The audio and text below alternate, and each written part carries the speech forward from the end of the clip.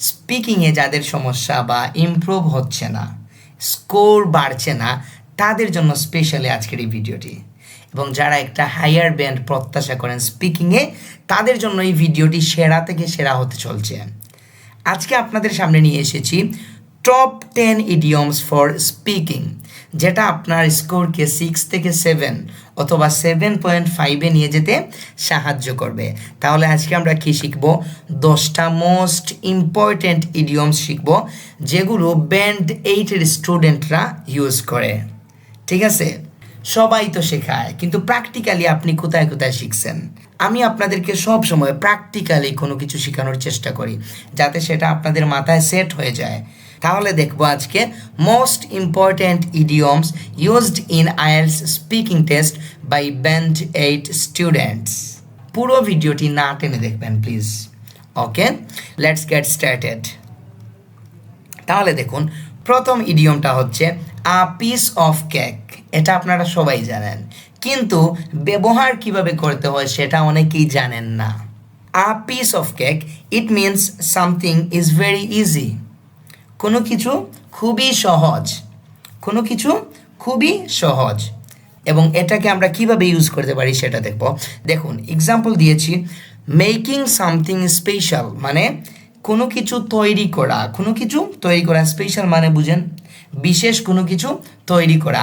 By hand মানে হাতের দ্বারা, হাত দিয়ে।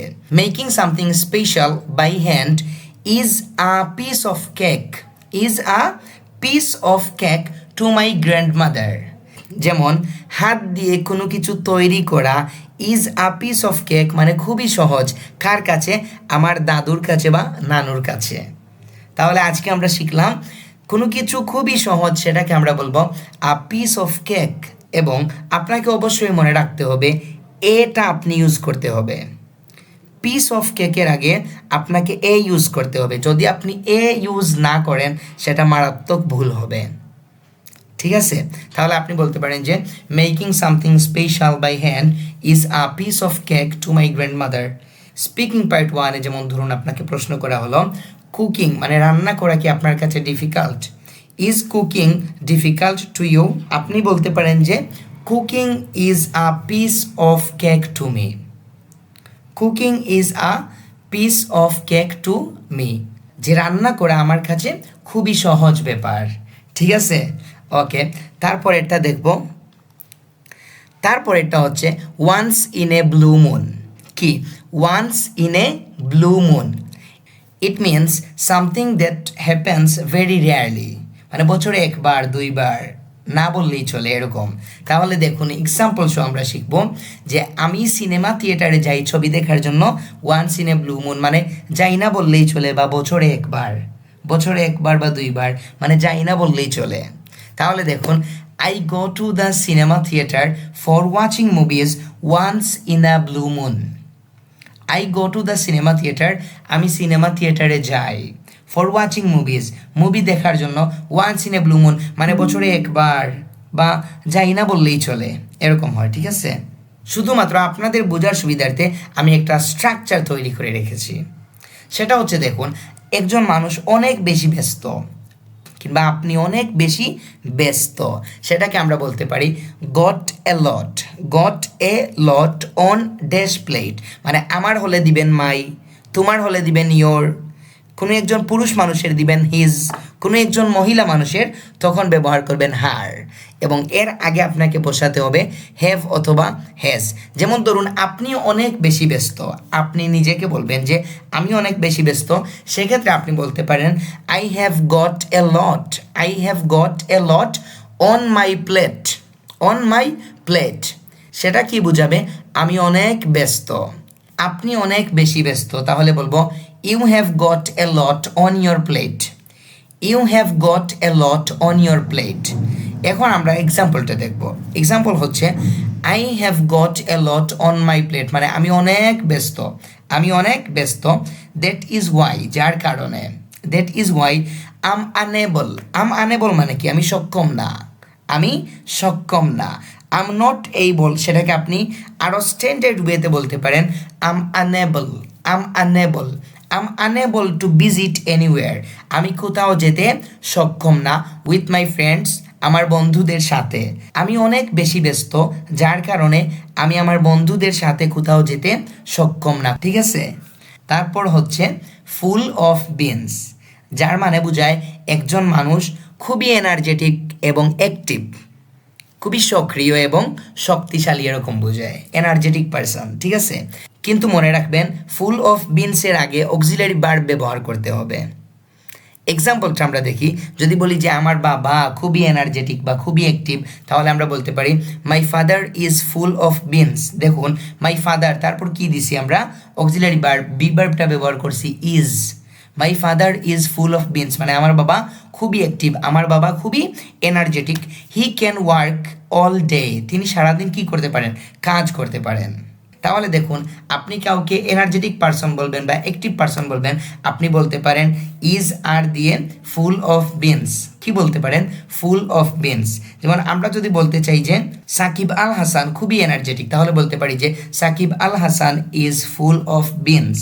তারপর হচ্ছে দেখুন eat like a bird, wow, eat like a bird, it means a person who does not eat too much. এর মানে হচ্ছে এমন একজন মানুষ যে বেশি খায় না, যে বেশি খাবার খায় না, খুবই কম খায়, এরকম যদি হয় তাহলে আপনি বলতে পারেন ইট লাইক আ বার্ড। এখন আমরা এক্সাম্পলটা দেখব। এক্সাম্পল হচ্ছে মাই কাজিন সামিয়া, আমার cousin Samia it's like a bird.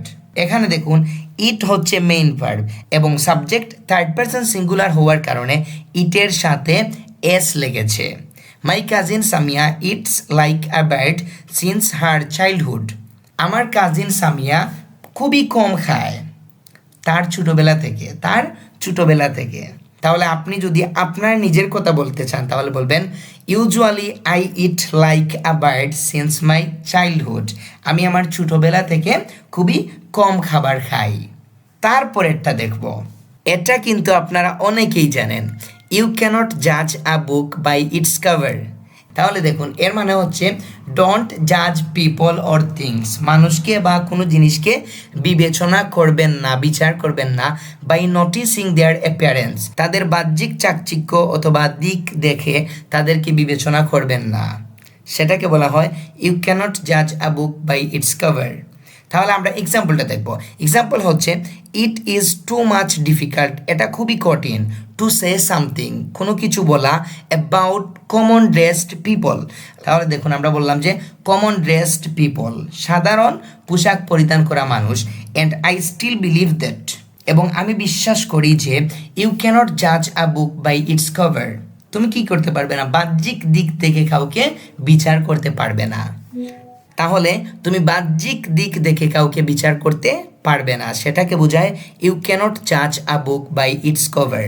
Raining cats and dogs, এটা অনেকেই জানেন, মানে হেভিলি যখন বৃষ্টি দেয়, মানে বৃষ্টি চলছেই চলছে, ভারী বৃষ্টি দিচ্ছে, সেটাকে বলা হয় রেইনিং ক্যাটস অ্যান্ড ডগস। এক্সাম্পলটা দেখি আমরা, we wanted to visit Cox's Bazar, আমরা কক্সবাজার ভিজিট করতে চেয়েছিলাম, আমরা কক্সবাজার ভিজিট করতে চেয়েছিলাম ইন দ্য লাস্ট ইয়ার, গত বছরে, but it was raining cats and dogs, কিন্তু ভারী বৃষ্টি ছিল, ভারী বৃষ্টি ছিল। দেখুন অতীতের কথা বলতেছি, এজন্য আমি ইজ ব্যবহার না করে ওয়াজ ব্যবহার করেছি, এটা আপনাদেরকে শেখানোর জন্য। আপনি যদি বর্তমানের কথা বলেন তখন আপনি ইউজ করবেন it is raining cats and dogs. ভবিষ্যতের কথা বলেন it will be raining cats and dogs. অতীতের কথা বলতেছেন, আপনাকে বলতে হবে it was raining cats and dogs. তাহলে দেখুন আমরা কক্সবাজার যেতে চেয়েছিলাম গত বছরে, কিন্তু ভারী বৃষ্টি ছিল, অনেক বেশি বৃষ্টি হয়েছিল, so we had to stay, তাই আমাদেরকে স্টে করতে হয়েছিল। আমরা জানি হ্যাভ টু, হ্যাজ টু বাধ্যবাধকতা বোঝায়, কোনো কিছু করতে হবে, এবং অতীতে কোনো কিছু করতে আপনি বাধ্য ছিলেন, সেটা হবে হ্যাড টু বি ওয়ান। তাহলে so we had to stay at home, আমাদেরকে ঘরে স্টে করতে হয়েছিল, ইনস্টিড অফ গোয়িং দেয়ার, সেখানে যাওয়ার পরিবর্তে আমাদেরকে ঘরে থাকতে হয়েছিল, ঠিক আছে। তাহলে অনেক বেশি বৃষ্টি হয়, হেভিলি রেইন হয়, সেটাকে আমরা বলতে পারি রেইনিং ক্যাটস অ্যান্ড ডগস। তবে এরকম কোনো ভুল করবেন না, ডগসকে আগে এবং ক্যাটসকে পরে এরকম নিলে হবে না, রেইনিং ক্যাটস অ্যান্ড ডগস আপনাকে বলতে হবে। আশা করি বুঝতে পেরেছেন। তারপরেরটা হচ্ছে break a leg, it means wish someone good luck. কাউকে যখন আপনি গুড লাক জানান সেটাকে বলা হয় ব্রেক আ লেগ। দেখুন আমি বললাম যে ব্রেক আ লেগ সকিনা, সকিনাকে আমি গুড লাক জানালাম, সকিনাকে আমি গুড লাক জানালাম। I am sure your performance will be great, আমি নিশ্চিত তোমার পারফরমেন্স ভালো হবে। ফ্রম আদার পার্টিসিপেন্টস, অন্যান্য প্রতিযোগীদের থেকে। ইন ইয়োর গ্রুপ, তোমার গ্রুপের অন্যান্য প্রতিযোগীদের থেকে তোমার পারফরমেন্স ভালো হবে, এটা নিয়ে আমি নিশ্চিত। তোমাকে আমি উইশ করলাম break a leg Sakina, I am sure your performance will be great from other participants in your group. এই যে আপনি ইডিয়মগুলো শিখতেছেন, আপনি এক্সাম্পল সহ শিখতেছেন, প্র্যাকটিক্যালি শিখতেছেন, এটা আপনার মাথায় সেট হবে। এবং আপনাদেরকে আমি বলতেছি স্পেশাল আইএলস অনলাইন ব্যাচে যারা ভর্তি হতে ইচ্ছুক তারা আমার ডিসক্রিপশনে দেওয়া নাম্বারে যোগাযোগ করতে পারেন। এবং 1 ফেব্রুয়ারি 2025 থেকে আমার স্পেশাল আইএলস অনলাইন ব্যাচ শুরু হতে যাচ্ছে। কোর্স ডিউরেশন হচ্ছে 1.5 মাস এবং সপ্তাহে ক্লাস 5 দিন। ক্লাস ডিউরেশন হচ্ছে 1.5 ঘন্টা, মোট ক্লাস পাবেন 30টি। এবং এই কোর্সটি যারা করবেন ইনশাল্লাহ তারা নিশ্চিত 6.5 ব্যান্ড পাবেন। ওকে, তারপর দেখব আন্ডার দ্য ওয়েদার। সেটা হচ্ছে আন্ডার দ্য ওয়েদার এর মানে হচ্ছে আপনি অসুস্থ বা ভালো বোধ করছেন না। এক্সাম্পলটা দেখব। এক্সাম্পল হচ্ছে when I go to a crowded place, যখন আমি একটা ক্রাউডেড প্লেসে যাই, I feel under the weather, তখন আমি ভালো বোধ করি না বা অসুস্থতা অনুভব করি। এখন আপনাদেরকে যেটা শেখাবো সেটার পরিবর্তে কিন্তু আপনারা সবাই ইউজ করেন over the moon. Over the moon এটা আইএলসে একদম কমন একটা ইডিয়ম, ওভার দ্য মুন। সবাই ইউজ করে over the moon, over the moon, over the moon. সেটাকে আজকে থেকে আপনারা বাদ দিবেন। ওভার দ্য মুনের পরিবর্তে আপনারা আজকে থেকে ইউজ করবেন on top of the world. কি ইউজ করবেন? On top of the world. আপনি অনেক বেশি খুশি, ডিলাইটেড, স্যাটিসফাইড, সেক্ষেত্রে আপনি বলেন যে I was over the moon, I am over the moon, I will be over the moon. সেটাকে বাদ দিবেন, সেটা আর নাই। ওভার দ্য মুনের দিন শেষ, অন টপ অফ দ্য ওয়ার্ল্ডের বাংলাদেশ। তাহলে দেখুন আপনি খুব বেশি খুশি, খুব বেশি ডিলাইটেড, স্যাটিসফাইড, সন্তুষ্ট, সেক্ষেত্রে আপনি বলবেন on top of the world. এক্সাম্পলটা দেখব, I was on top of the world. অতীতের কথা বললে আই ওয়াজ হবে বা ফেল্ট হবে, ফিলের বি2 আনবেন, ফেল্ট। বর্তমানে বলতে চাইলে বলবেন আই এম, মানে I'm on top of the world, I'm on top of the world, অথবা I feel on top of the world.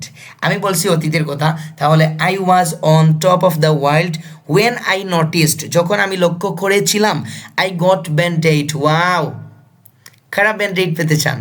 I got band 8 in the IELTS exam. কারা কারা ব্যান্ড 8 পেতে চান আমাকে কমেন্ট বক্সে জানিয়ে দিন। তাহলে দেখুন আজকে আপনাদেরকে আমি 10টা সেরা ইডিয়ম শিখিয়েছি যেটা প্র্যাকটিক্যালি আপনি এর আগে কখনো শিখেননি। আপনাদেরকে বলতেছি যদি আপনারা আমার কথা বুঝেন, আমি আমার ভিডিওতে কি বলতেছি না বলতেছি এবং কোন টপিকটা পড়াইতেছি সেটা কি আপনারা বুঝতে পারতেছেন? যদি আপনি বুঝতে পারেন তাহলে দেখুন আপনি যেখানে বুঝবেন সেখানে পড়বেন। আপনি যে স্যারের কথা বুঝেন ওনার কাছে পড়ুন, আপনার ইমপ্রুভ হবে। এবং যারা আমার অনলাইন বেচে ভর্তি হতে ইচ্ছুক তারা আমার সাথে যোগাযোগ করতে পারেন, ডেসক্রিপশনে আমার নাম্বারটা দেওয়া আছে। এবং এই বেচটি আপনার জন্য অত্যন্ত কল্যাণকর হবে। ফাইনালি একটা কথা বলতে চাই, যদি আপনার কাছে মনে হয় যে আমার ভিডিও দেখে আপনার একটুও ফায়দা হচ্ছে তাহলে প্লিজ লাইক করবেন, কমেন্ট করবেন, বন্ধু বান্ধবী সবার সাথে ভিডিওটা শেয়ার করবেন। আসসালামু আলাইকুম ওয়া রাহমাতুল্লাহি ওয়া বারাকাতুহু।